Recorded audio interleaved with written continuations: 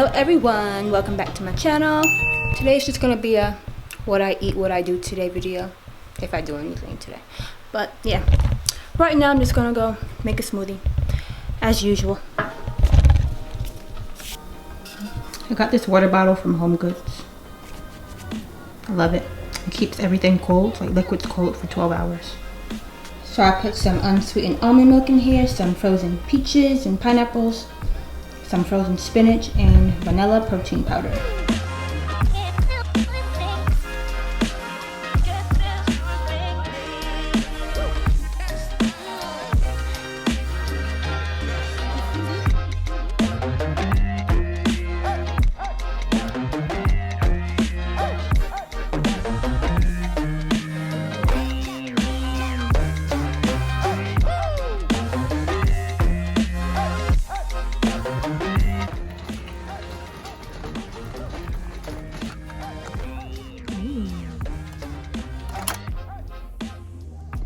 Make sure there's no gelatin in these.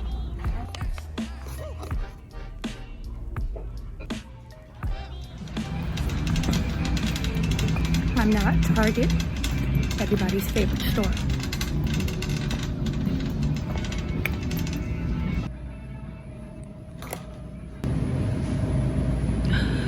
This is my favorite aisle.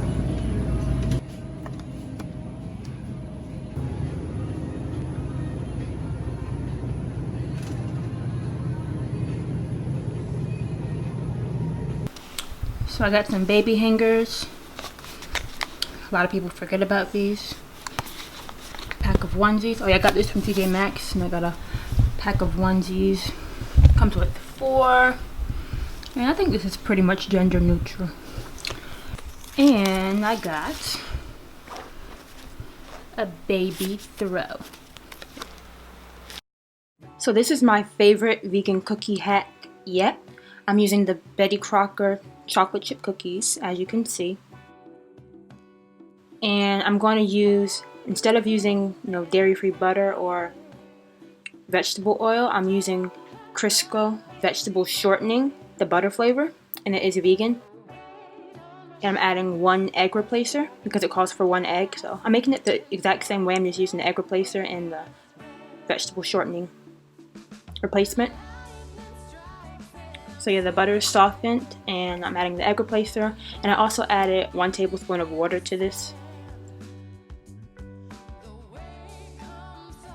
And that's it. You just mix it up, roll it out on the cookie sheet, and bake it according to the package. And you have some delicious chocolate chip cookies. These taste homemade. They're so good.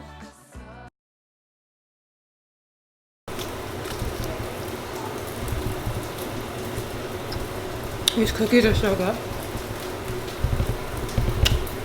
Need some almond milk.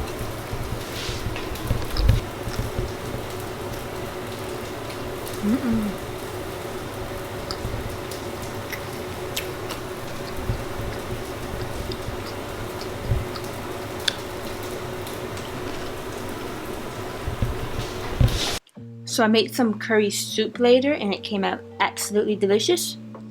So I'm chopping up some red potatoes and some cauliflower.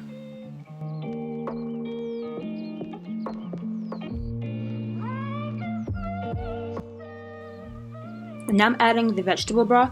I added 8 cups of vegetable broth. I added way more than I normally would because I wanted extra to freeze for later if I wanted it. So you can add half of it, like 4 cups or 6 cups, but I added 8 cups.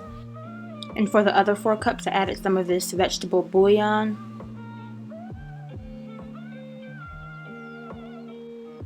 And I just let it come to a boil on the stove, and once it does, I add my potatoes and cauliflower.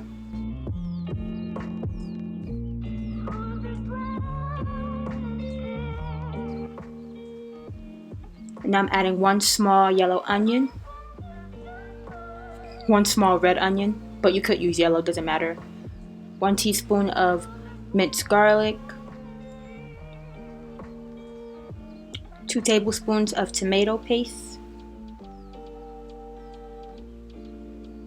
a half cup of coconut milk, and 2 tablespoons of curry powder.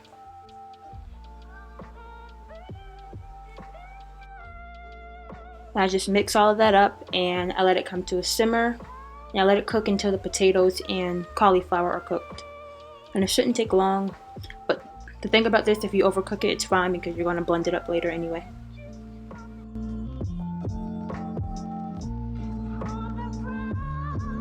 Here I'm taking some of the soup out so I can freeze for later, as I talked about earlier. And I'm using an immersion blender to blend up the cauliflower and the potatoes. And I'm not blending up all of it, but I'm blending up most of it because this is going to thicken the soup so it's not too thin.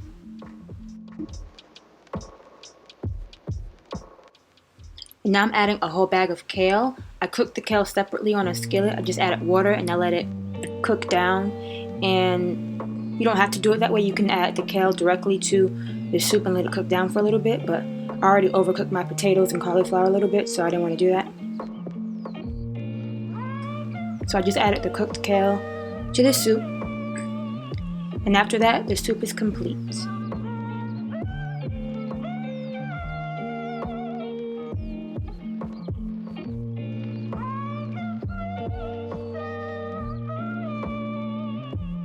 This soup is so good, you must give it a try.